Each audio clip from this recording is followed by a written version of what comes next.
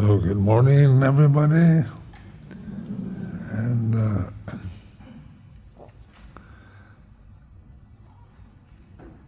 this is the final day of this retreat.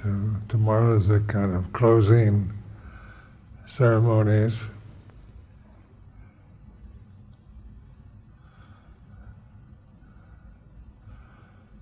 So just to reflect on, like a retreat is highly organized event in your life. The 8 precepts, and then the noble silence, and sitting together, walking together. So the result is a sense of you don't have to go shopping, or you're not distracting yourself with television or conversations or chit-chat. And so the result of these past 6 days have been, leading toward a more tranquil, peaceful state that naturally comes when the distractions, sensory distractions, are limited. But then tomorrow you'll go back to normal daily life, family life, city life, and everybody wants to know how to practice in daily life, because that's where most of us have to reside, in daily activities. So just to remind you, retreats are a great blessing to have, opportunities to step out of just the duties and compulsions of our daily life into a highly organized situation.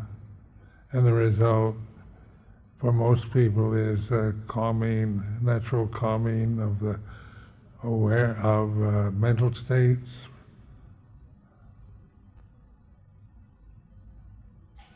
So this is just to reflect on the way it is.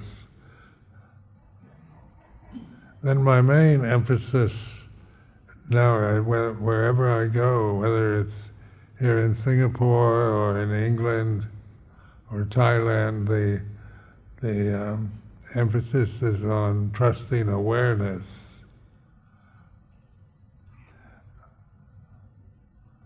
When the Buddha was enlightened, he made this pronouncement: the gate to the deathless is open. Trust in this. Trust this. And so, trusting awareness is, when you try to think about it, how do you do it? And because we understand the words. So pure awareness is what we trust. And what do you mean by pure awareness or pure consciousness? That's why it's apparent, according to Dhamma reflections, apparent here and now, timeless. Come and see for yourself. So it's the immediate reality of presence here and now. You don't develop pure consciousness, it's already here and now. It's not something that you have to get or find. It's not an object of the senses. And the best way to recognize it, to trust it, is to just reflect whether you're here at the temple or in your home in Singapore. Your consciousness is the same. Pure consciousness isn't kind of the thing you have, especially on retreats at Buddhist monasteries, nor is it absent when you go home, go to work, and live your daily life. It's apparent here and now, whatever state you're in, whether you're young or old, male or female, sick or healthy. So that's why right now, just whatever you're being just aware of, the body is like this. So you're kind of not trying to find the body, because the body's here and now, but it's a very sensitive form, so it's not always the same. But at this moment, each one is sitting, and it's like this. And you kind of, these words is like this. Notice that it's just pointing to the here and now. It's not saying whether you're comfortable or in pain, or it's not, it's not judging, it's not describing, it has no quality to it other than here and now awareness. So in the Buddha taught this kind of teaching, awareness here and now. And like suffering is to be understood, not judged as where we tend to take suffering very personally. We blame it on the weather, on the others. But suffering in terms of the Noble Truth is like this. And when you reflect, it's like this.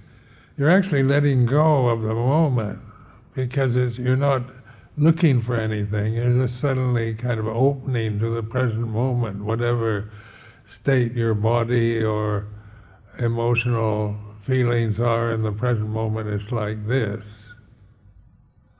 And just practice that in daily life. When you go home, when you're at the office, just when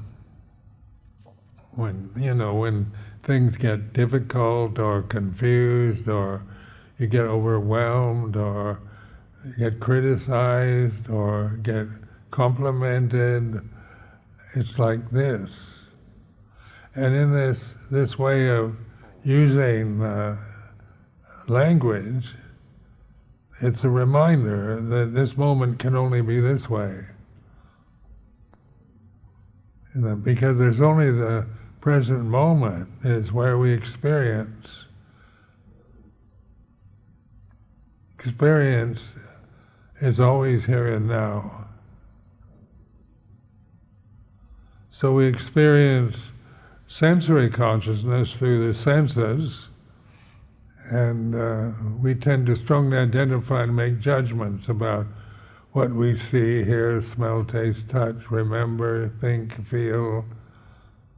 So some of it's pleasant, some of it's unpleasant, can be frightening, can be horrifying, can be blissful, can be fantastic, it can be just neutral or boring. Those are qualities that we give to experience.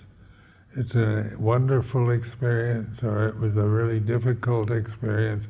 This is the thinking mind making judgments about what you remember or about what you're feeling in the moment. But as I've said many times, pure consciousness has no language. Language is whatever language arises and ceases in consciousness.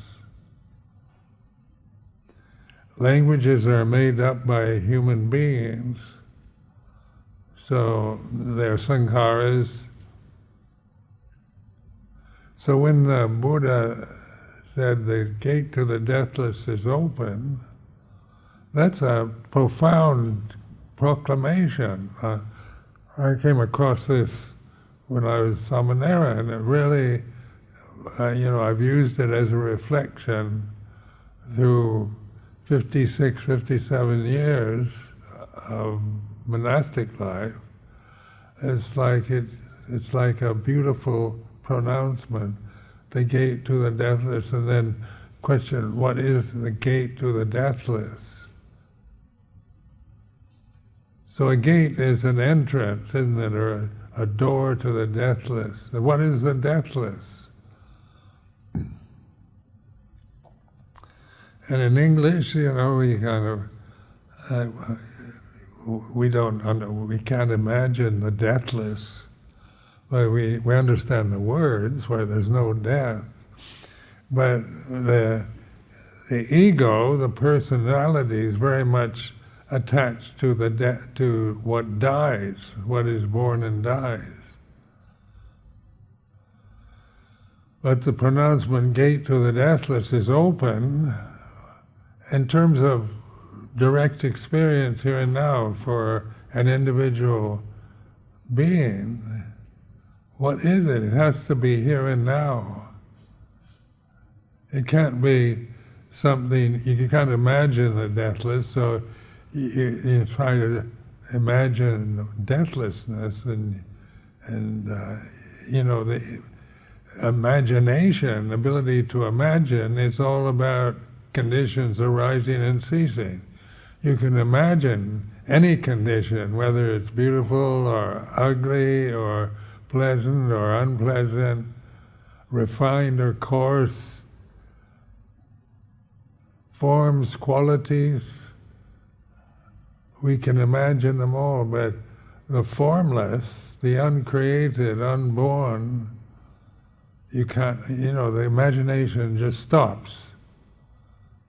It can't go there because imagination is an acquired trait. So it can only imagine forms, it can be abstract forms or rational forms.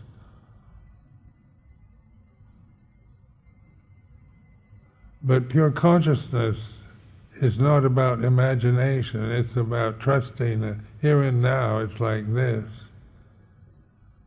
And in this, and then stop there and just trust your just the awareness of the actual reality of here and now that you're experiencing. It is the way it is. And the conditioned experience is changing. So all conditions, all sankharas are impermanent. So trust that. Then you just let go of the sankharas and you realize the cessation.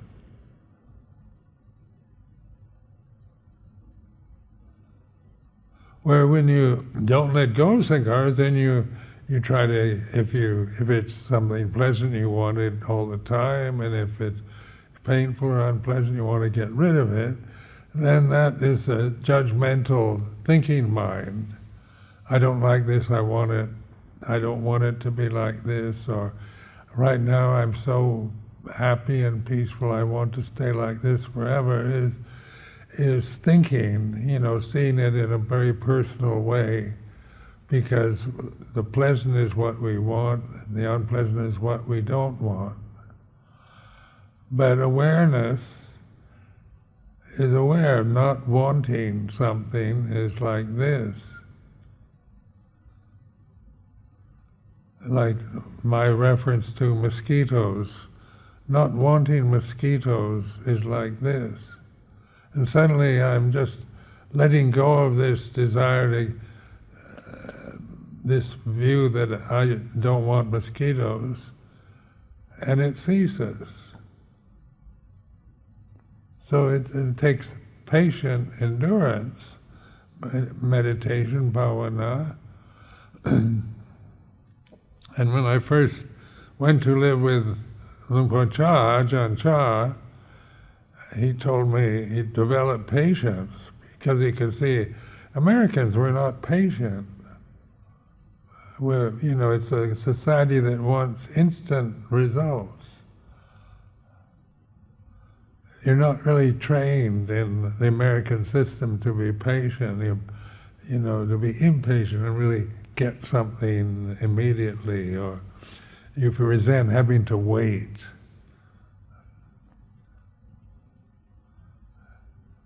You know, Americans are oftentimes very rude drivers because American can be very pleasant, affable at home, but when they get in a car, they start swearing at the other drivers and so on. So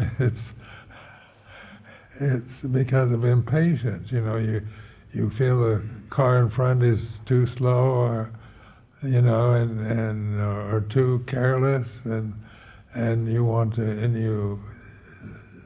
It shouldn't be. Maybe it shouldn't be like this. But not wanting it to be like this is like this, and you begin to be the witness, the Bhutto, the witness of experience, that all experience is changing. And how does it change it? If you let go of it, if you let go of experience and don't try to hold on or resist it, then you see that the changing nature of phenomena is cessation, is nirodha, in Third Noble Truth.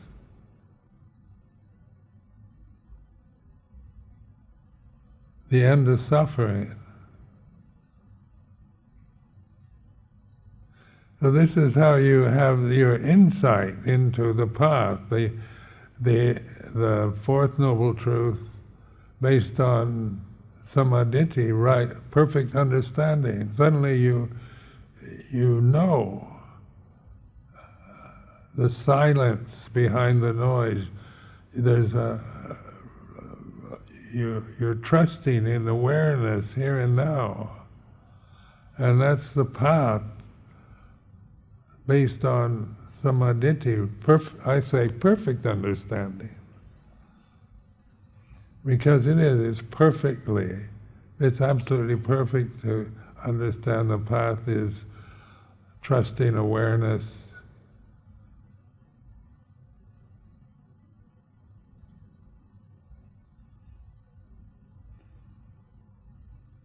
So in terms of English translations of samadhi, it's usually translated as right understanding. But right and wrong are such strong couple. If it's either right or it's wrong, or perfect has a sense of, there's imperfect, but it's not such a strong sense of imperfect. This is something you can totally trust, because it's what you really are. The deathless reality of here and now, where what you believe you are is an individual person that will get old, get sick, and die. And that's the suffering we create through these delusions that we cling to or resist. So we want, when success and happiness, good fortune, we want that. When we have it, we cling to it. We want life to be the experience of continuous success and happiness. We want eternal happiness, good fortune, good health. We want to be really healthy our whole life and not get sick and painful, or get old and wrinkly, or get poor vision or poor hearing. The personality, just as I've pointed to before in my own experience, my personality, the Sumedho personality that I'm a witness to. I still have a personality. I'm a different personality than Ajahn Sumedho or Ajahn Vinita. Or Luang Por Chah was different personality. And then I met Ajahn Mahabua, a famous meditation teacher in Thailand. And he was a very different personality from Ajahn Chah. Mahasi Sayadaw I met, and he was a totally different personality than Luang Por Chah or Ajahn Mahabua. So what is the personality of an arahant? You know, you can imagine that an arahant doesn't have any personality. But when you meet them, they have different personalities. Why is that? Because the personality is a condition that arises and ceases in the realm of birth and death. Then a witness to the personality is what we trust, the Puto, the witness, the one that is aware of the personality.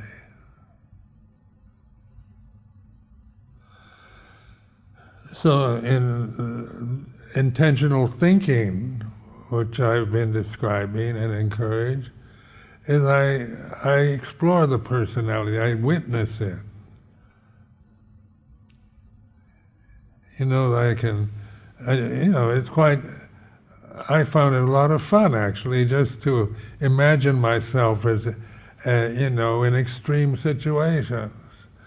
You know, just thinking I'm the best monk in the whole world is something that arises and ceases rather than what I cling to, or I'm the worst monk in the whole world, I'm the best or the worst, I'm a wonderful person, or I'm a useless, helpless idiot, or I'm just ordinary guy. I mean, American, I'm just an ordinary guy or an ordinary bloke, and that's more humble. Like I'm the best monk in the world, very arrogant and conceited, but I'm just an ordinary monk, trying my best in life. That's still personality, isn't it? It's a creation. I'm not the best or the worst, but I'm ordinary. And, so we can create ourselves as humble and modest and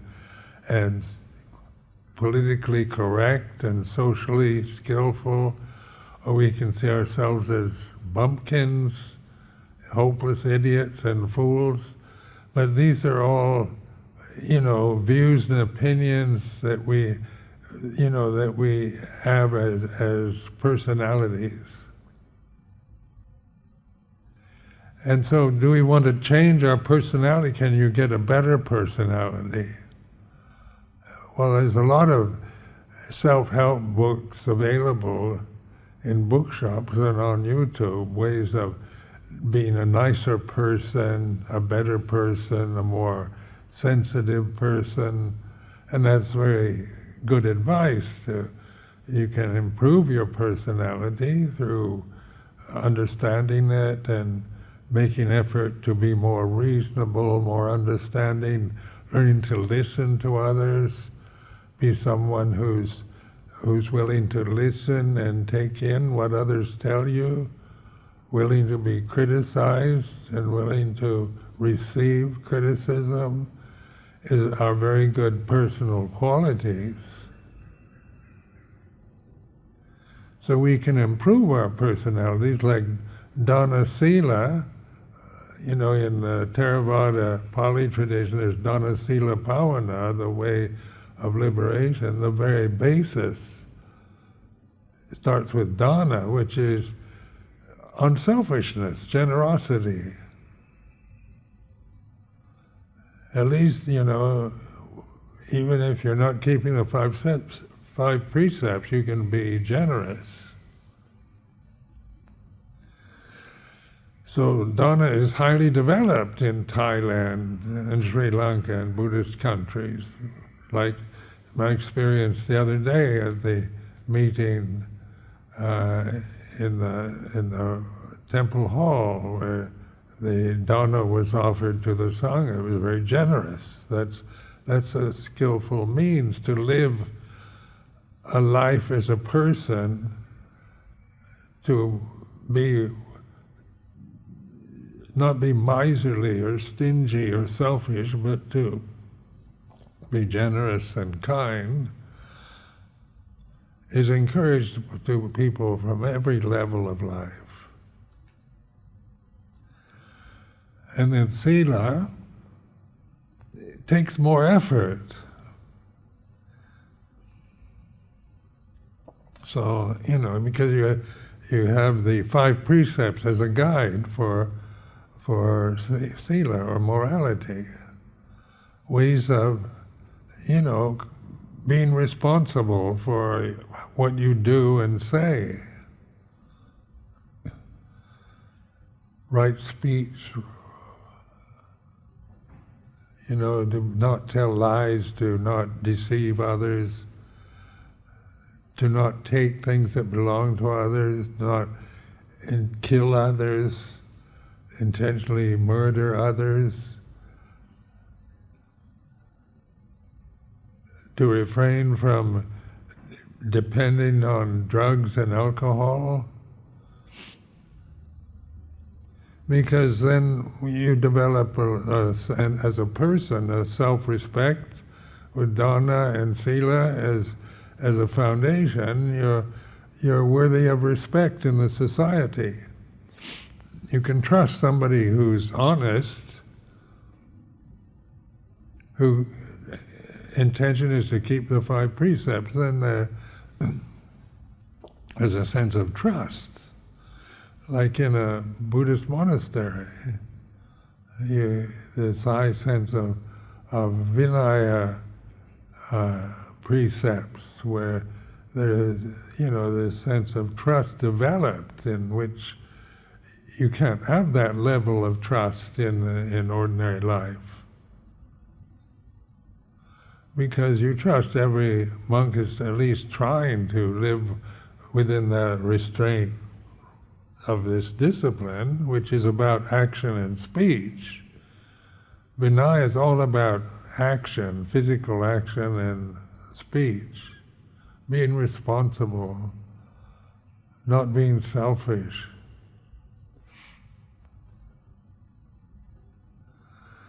But for lay life, the 5 precepts is the standard, which is a very wise restraint for daily life, family life, business life, working life, in which the sense of self-respect, because you're a trustworthy person, you're taking responsibility for what you do and say. And that's admirable in worldly terms. That's very noble and admirable. But then bhavana is no longer developed through that kind of foundation. Like dana sila is a very good foundation for meditation. Or developing the Eightfold Path with perfect understanding.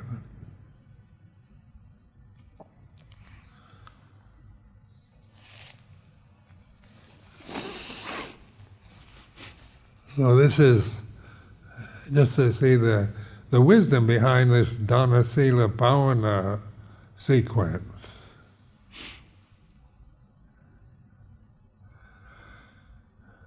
Because even in, like in Thailand, where some people can't keep even the 5 precepts, most Thais, even if they're immoral, they tend to be generous.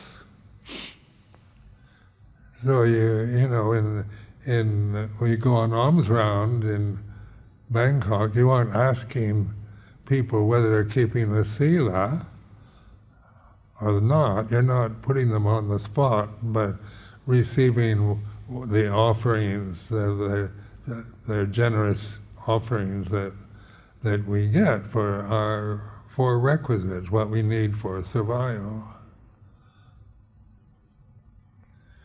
But trusting awareness is bhavana perfected. And that's why I encourage you when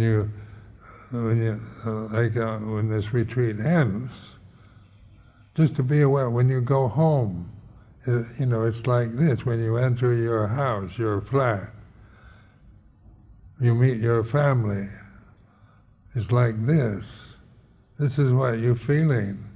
You can't help how you feel about it, whether you've missed them or haven't missed them, or you feel at ease with them, or you feel more stressed again. It's like this. You can't help how you're going to feel emotionally when you walk out of this temple, go back home, go to the office, meet with, go into the public transportation. It's like this. And that's a way of allowing your feelings to arise and cease, rather than try to suppress them or believe in them totally. Operate with speech and action according to the feeling, the emotion of the present. Be the knower of the emotion is like this. It's a condition arising and ceasing.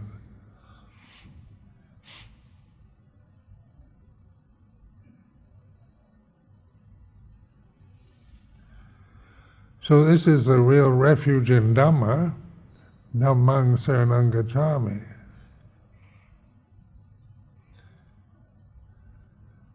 So a refuge isn't in consciousness, but ultimately in Dhamma.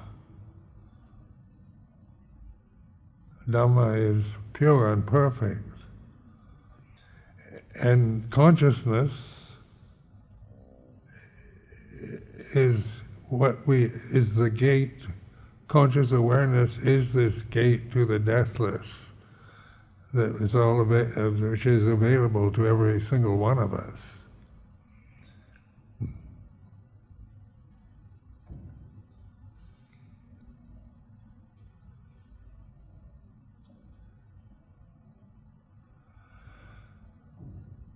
So it's all,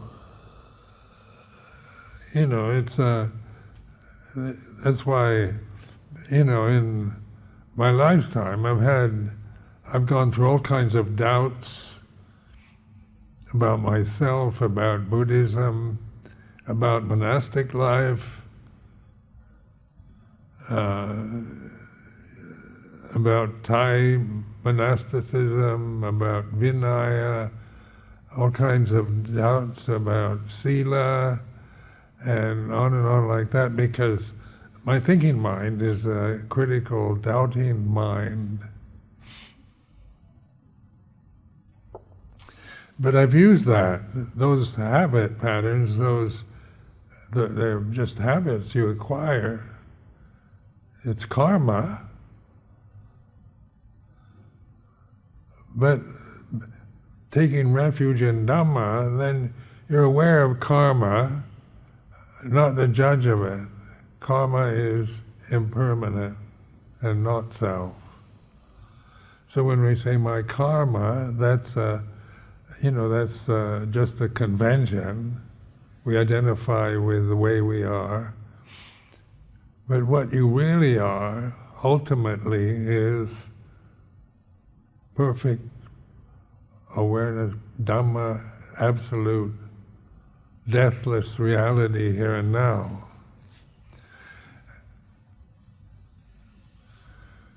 So that's a kind of wonderful thing to recognize. And within these mortal conditions that we're experiencing life through, what happens when you die is a common enough question. And then there are different beliefs different attitudes about death, about having a soul that transmigrates, or you have karma that makes you be reborn in a lower realm as an animal, or if you've been really bad, you get reborn as a preta, or into Avicii hell, eternal misery. These are all perceptions about the personality and the separate bodies and the self-views. So then in Christianity, you're taught that if you've been good and believe in God and Jesus, then you'll go to heaven. And if you've been bad, you go to hell. What is that? Those are the extremes of beauty and perfection. Heaven is perfect, is beautiful, is wonderful. But what goes to heaven? Can a personality go to heaven? I'd ask myself, can my personality, when the body dies, go to heaven? It doesn't make sense. And then, if I've been really bad, will I be reborn in a lower realm? Is a doubt, is a question.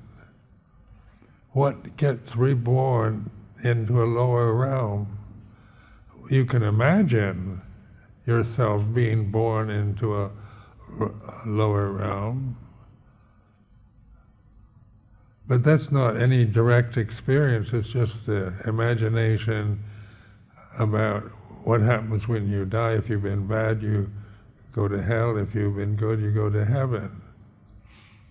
Then there's reincarnation, which is, you get reincarnated, or the Buddha uses the word rebirth. Now, what is rebirth? Well, it's actually a better concept, a better word than reincarnation. Because rebirth is what we can witness here and now. We're always being reborn in daily life. The personality ceases and gets reborn again. So, the rebirth process is more about the sankharas, habit patterns that one develops as a human being, and then to regard rebirth as a kind of experience that we have as separate personalities, because the personality changes all the time.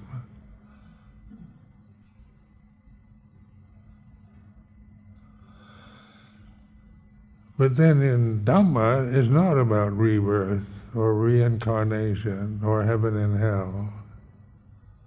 It's apparent here and now, timeless.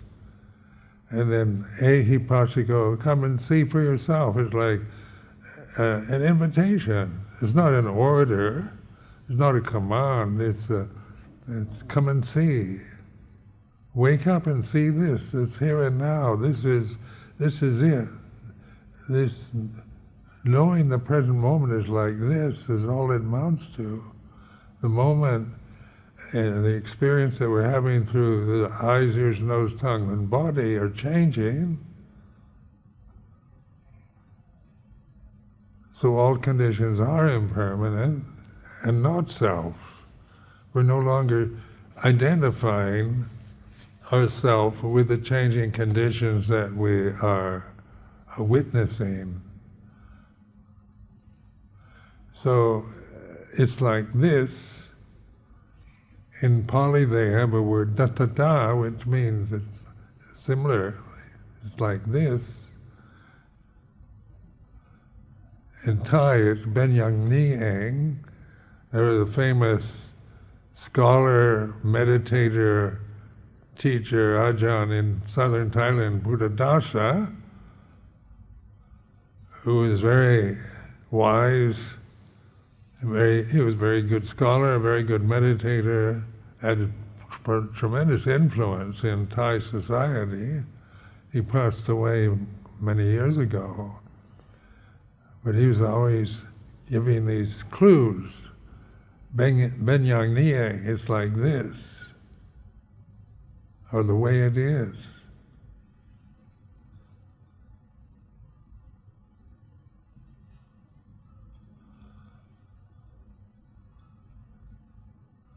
So, just to point out that the deathless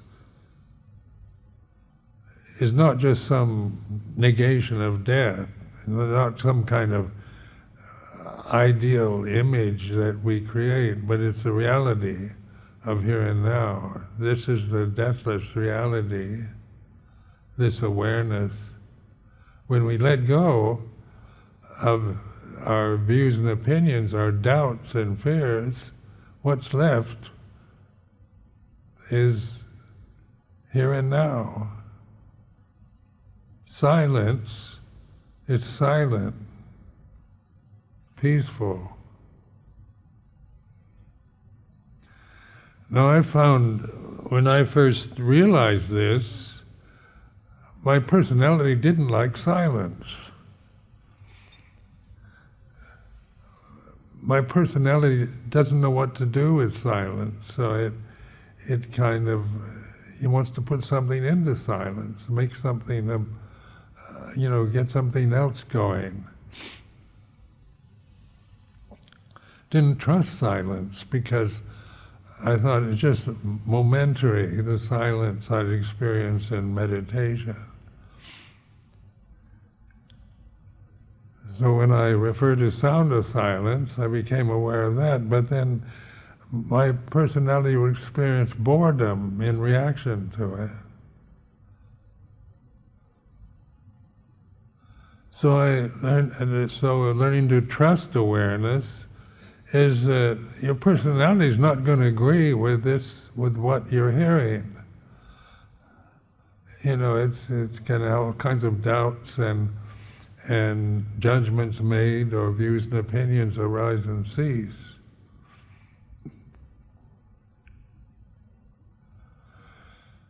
But then I began to trust the silence. I consider it taking refuge in the silence, surrender to the silence. And then the silence became more dominant than the restlessness, the boredom, the personal reactions to silence. They began to fade out, diminish.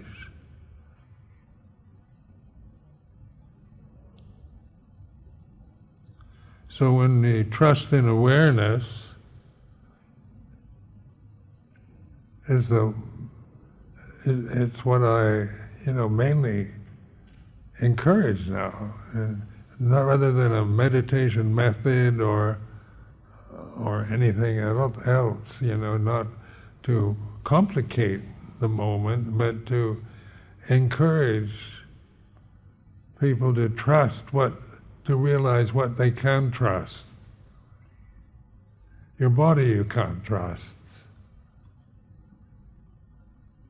and your emotions are untrustworthy, and views and opinions, right or wrong, good or bad views and opinions, concepts, untrustworthy.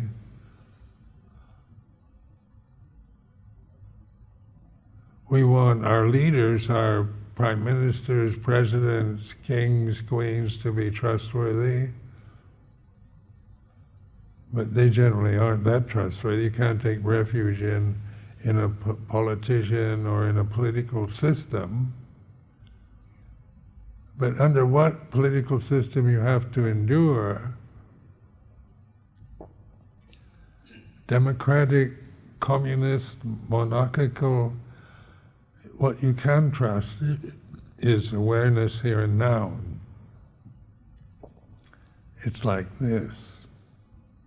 So this is the way we can adapt to the changing conditions that we're subjected to through our lifetime, to old age, sickness, to loss of loved ones, to political upheavals, to climate change.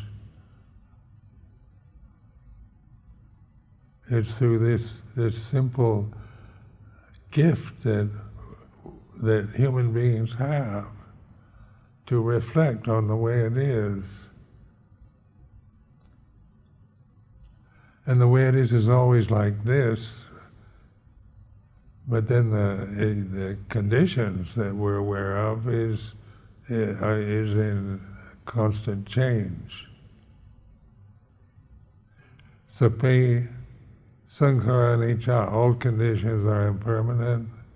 Sape dhamma anatta, Dhamma is not a personal self.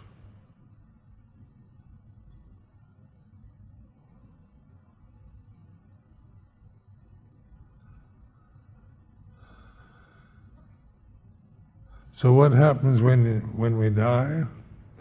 Well, I haven't died yet physically. You know, so I'm still breathing.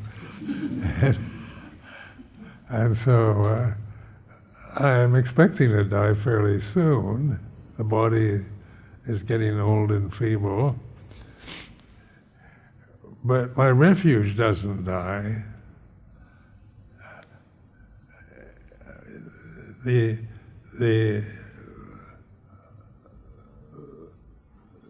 refuge in Dhamma doesn't die. What dies is the personality is constantly being reborn and dying, beginning and ending. The body will die. What gets reborn when the body is dead? Well, the best answer to that question is, like, desire is always seeking rebirth. When you understand the nature of dhanha, or desire, you know, desire is always seeking rebirth in some way or another, either through attachment or through annihilation, through rebirth. When we're happy, we attach to happiness and good fortune, wealth, health and success. We attach to that, we identify with it, we become a healthy, successful individual, and we want to hold that, but then there's always a fear of losing it. There's always a fear of losing your good health or your fortune, or being a failure, being a loser. That's the word of the day, constant fear of losing. In American politics, you know, so I don't want to be a loser, I'm a winner, I'm a hero, I'm successful. And this is grasping what you want to be. Those are desirable qualities, but they're impermanent and they're not self, you know, they change. You can be very wealthy and then lose everything. You can be very healthy and get injured in a car accident, and on like that. The ideal states of beauty, success, and health, and wealth, and winning everything is what we want. And so you're aware of desire. What you want is like this. And so you're suddenly aware of wanting something that's desirable, that you can't help but want it. And desire is always looking for what we want, you know. There's kama dana, power dana, wanting good health and sensory pleasures and becoming a winner and a success, winning a beauty contest, becoming an Olympic athlete, winning the gold medals is like Gamadanha, Bhavadanha, wanting to get something you don't have.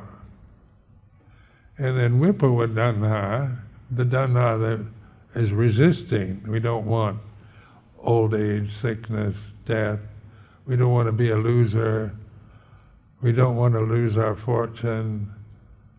We don't want to lose our health. We want the best. We don't want the worst.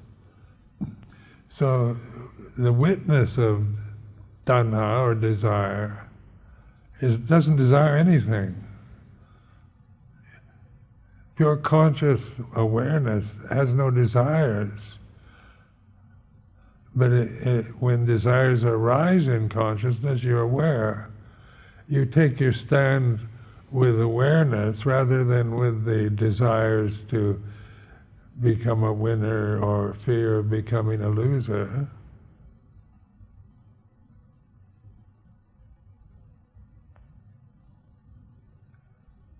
And this is wisdom. This is what we call in Pali Lokuttara Panya, above the world. Lokuttara means above the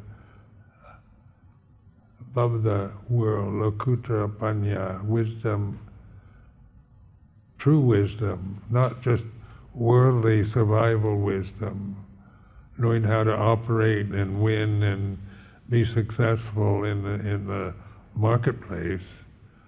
But Lokuttara Panya is natural to us.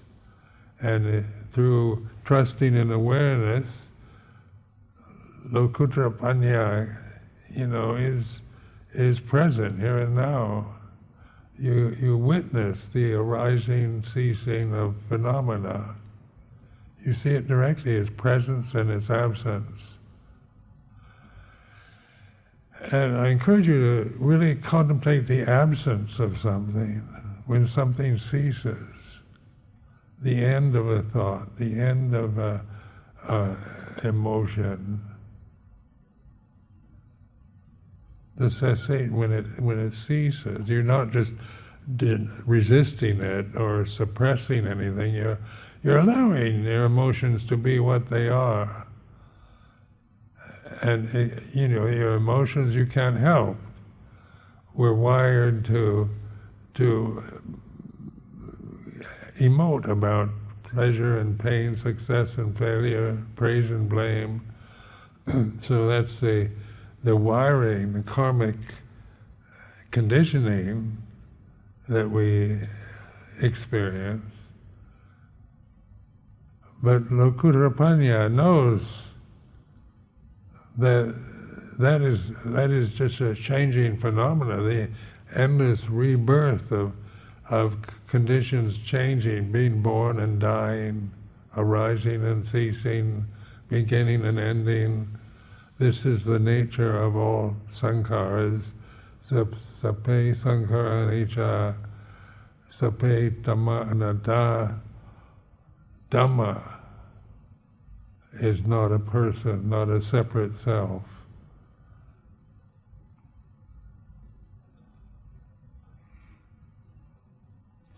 So that's my advice for you at this time, and a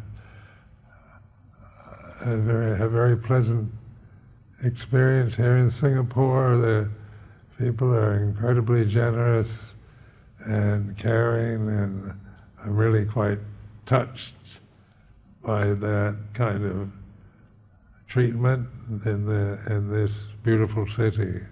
So I want to express my gratitude and appreciation to you all.